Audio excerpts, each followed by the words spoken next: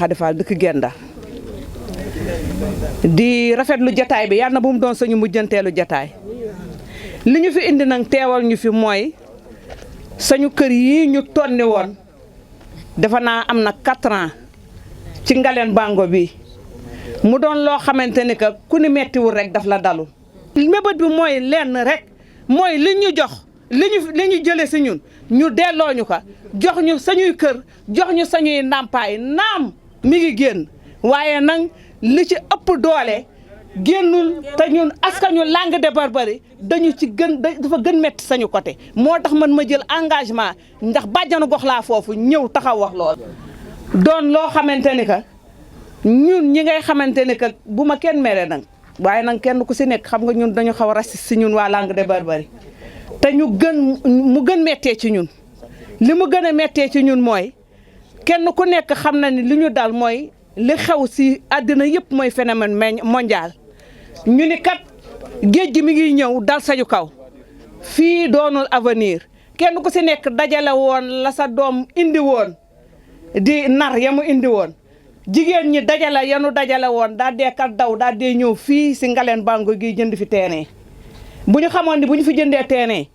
da ngay tabax ba nekk en hauteur wala da ngay fondement ba nekk wala nga def air plus ñu ñëw rëjëxe ka daaneel ka duñu ko fi def de ndax amuñu lu ñuy sànni amuñu lu ñuy làq ndax nag bu ñu dawee foofu ñëw fii la ñu fi jotoon def ñu tonni ka noonu yóbbu ko neenu garawaay ba moo xam fañ ko yóbbu ñoo xam mu doon lu metti loo xam ni souvenir inoubliable kenn du ko fàtte ilaa yow mi diini doon na ma sax xaw metti bu ko kaneen defoon waaye dañu ni ki ka def le premier magistrat de la ville di monsieur Mansour Faye nga jàkkaarloo moom nii mu taxaw def ko mu ñaaw lool xaw ma nag moom regretté na ko wala déet waaye nekk na loo xam ne lu ñaaw la nga fekk ay jigéen fekk ñoo xamante ne que ñoo nga si Espagne ba ñu fa demee seen liir ya ñu fi bàyyi woon ba dañ takk jabar wàcc ka fi doom ya ñu fi bàyyi woon tey jii ñoo ngi def bac ak di BFEM tey jii ñu ñëw ramasser ka noonu foog ka nag yow en tant que citoyen waa léegi dama leen di laaj Sénégal ñaata citoyen yi ñoo fa am dafa am ñu nu war jox am ñu nu warul jox ndax nga teg ka fi jënde ko sa ñaq ñu dajjati ko jël ko jox ko ay conseillers jox ko ñoo xamante ni que tey jii dañu ni dañ leen ko jox tey ñu commencé yëkkati élevé tabax waa kooku lii métti na wala méttiwul waa léegi ku ni waxuloo ku ni doo ko wax waxuñu ko nag ngir wut lu naqadi nit wala lu neex nit wala lu naqadi nit waaye tey dañu ko def mu doon noo xamante ni que ñaaw na métti na lool léegi nag ñoo ngi interpeller directement le président de la république moom mi ngay xamante ni que am nañu yaakaar yal na sob sañu borom yàlla mottali ka moom moo bokk jaboote ñëpp mu bàyyi ñu xel ndax itamit koo ñaan sañu borom ngaa ñaan waaye tey toll na foo xamante ni que tey yàllaa ko fi teg yàlla mi ko fi teg nag mu jàkkaarloo lii bu fekkee ne dégg ko woon wala gis ko woon tey naka dégg mu gis ko 4 ans yi ñoo ngi souffrir boo tëddee doo man nelaw ndax am na yoo xam ne bu jógee si doomu aadama yi foog day metti si yow. Ngagne Fall sama teewaay tey mooy li fi ñëpp teewee rek doon benn naqar bu ñu bokk di koy dund ñun ñëpp askanu Ndar ci Ngaleen Bango bii suñu naqar mooy maanaam ñun dañu amoon ay kër am fi ay terrain tabax suñu ay kër jël suñu doole suñu lépp suñu alal suñu lépp def ko suñu ay terrain ba ni xëyee suba dañu indil ay programme ni ñoom dafa am ay programme ñuy programmé boo xam ni ay milliards yu fi war a dugg ay école ak ay camp jeune man xaw ma lu ci nekk daal liñ ci wax bëri na lool ci yin fi war a def ñun bañ ñu ko waxee sax ñun nangu woon nañu lool ni comme que loo xam ne lu yokku dëkk bi la ñun suñu ay terrain duñ ñu ko buñ ñu ko xañee daañ ko nangu ndax loo xam ni suñu ay njaboot lay jëriñ ëllëg ak ñun ëllëg duñ ko bañ mais dañuy dem ba ci biir lan ñu doon wax lépp dara amu ci dara amu ci tey jii ñu ngi jël kër yi di koy jox ay ministre ak ay député fu ne na ni jël ay nit leen di jox ay terrain da ngay nekk ci dëkk bi man taximan la damay taxi ba ci yàgg nit woo ma ne ma Ngaleen Bango fan la nekk ma tegtal ko mun ma dem fa am terrain wala nangam. ñun kër yi suñuy kër la ñun ñoo ko moomoon parce que am na ay terrain yoo xam ne ñu ngi fi woon ay borom tool dañ ne woon tool yi dañ koy wàññi jox ko population bi gouverneur bi fi nekkoon xaw ma Aline Aïdara Niang ba mu fi taxawee dafa ne terrain bu ci gën a ndaw na nekk 250 mètres carrés tey fii am na ñoo xam ne 150 mètres carrés nañu am na ñoo xam sax buñ ko amoon daw ba fat parce que amoon nañ fi seen ay terrain te jotaguñ seen terrain ñu fi Mansour Faye may seen jox alal ñoo fiy tabax ciment seer na fer seer na ñii ngay gis tey jii seen tabax daf fi 3 mois daf fi ñetti weer te ñun ba ñuy tabax nañu 2 ans dañ ko foqati ñun jox ko ay buur man am na ci benn paa boo xam ne billaahi wallaahi taalaay yàlla bu ma fi tabaski ren déwén fekk toog naa waxtaan ak moom pour man sax comme nit ñu tojalee nan ko tojalee mu wax ma ci noppam ba gémminam sama nopp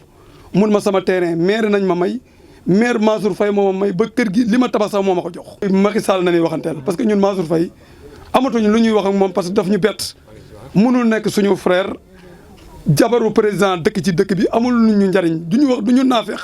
ñun Ndar nañ dëkk ku ñu ne dañuy taxaw ni Ndar dañuy ñàkk fayda ñun ñàkkuñu fayda suñu doléance mooy monsieur le président Macky Sall comme Mansour Faye daf ñu toppatoo ñu seexlu nañu monsieur président Macky Sall na wax ak askanu Ngalel ak Bango te ñu bàyyi seen bilan bi ñuy def chaque année bu ñu defee bilan nit ñi ni dédommagé ak ñu ni jox waa Ngalel Bango ñun bokkuñu ci dafa war a leer donc am na ñoo xam ne jox nañ leen si diggante Ngalel ak Bango ak xaar yàlla ñun waa Ngalel Bango ñun nañu njëkk a toj ñun nañu njëkk a ñu yàqal ñun nañ fi ay tracteur toj suñu ay kër ay jigéen di wasin ci biir ndox mi ndax son am na paa boo xam ne fii la wàccee liggéey ndax tas yaakaaram kon suñu terrain nan ñu ko jox suñuy ndàmpaay nan ñu ko jox am na ñoo xam ne ba ñuy taxaw fi di def recensement yi ci kaw ay ndox nañ nekkoon di à peu près ay terrain bëri na ñoo xam ne ay Mauritanie nekkoon ak Espagne seen ay terrain ba tey kenn recensé wu leen. Ibrahima Fall, porte-parole du collectif des populations impactées des démolitions de Ngalel Nord Extension, Bango Sud de Saint-Louis. Nous, population de Ngalel Nord Extension, Bango Sud de Saint-Louis, sommes réunis aujourd'hui pour s'adresser à son Excellence, le président de la République du Sénégal, monsieur le président Macky Sall, afin de dénoncer donc les démolitions des 8, 9 et des 10, 11 décembre 2019. Suite à ces démolitions, on nous avait fourni comme cause que l'État devait construire des travaux d'utilité publique dans ce site dénommé TF28 BS. Il s'en est suivi que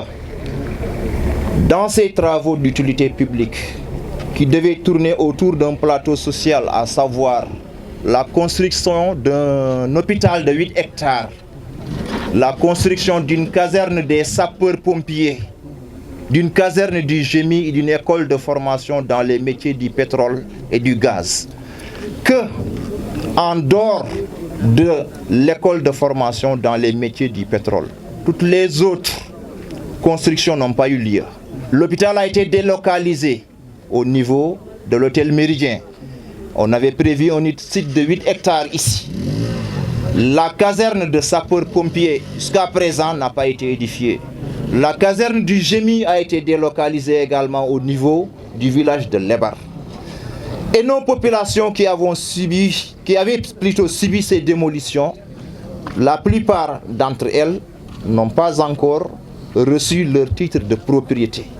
En ce qui concerne donc les indemnisations, aucun sou n'a été donné, si bien que le maire, lors de notre rencontre du 30 décembre 2019, avait promis de tout faire afin que nos ayants droit puissent entrer dans leur dû. Voilà les raisons pour lesquelles nous nous sommes réunis, afin de dénoncer également la gestion nébuleuse de ce dossier, parce que, à la place des ayants droit, on a remis ces titres à des passagers clandestins. Le fait de parcourir le site vous permettra de découvrir que des lots de 500 mètres carrés, de 1000 mètres carrés ont été attribués à des personnes qui n'ont jamais connu ce site, alors que les ayants droit qui l'occupaient, la plupart d'entre ces gens-là venaient de la langue de Barbarie. Leur maison avait été démolie par les vagues de l'océan. Donc nous nous sommes réunis, nous avons décidé d'interpeller solennellement le président de la République, après avoir épuisé nos voies de recours, à savoir le préfet de Saint-Louis au mois d'avril. Nous avons eu à le rencontrer. Nous avons eu à rencontrer également le gouverneur de la région de Saint-Louis, afin que ces autorités nous aident à ce qu'on puisse donc s'entretenir avec monsieur le maire, parce qu'il nous avait donné un rendez-vous durant lequel il devait quand même contacter les services des domaines afin qu'on puisse sortir le fichier contenant donc ces ayants droit qui n'ont pas encore reçu leur titre de propriété. Depuis lors, nous courons derrière ce rendez-vous que nous ne parvenons pas à recevoir.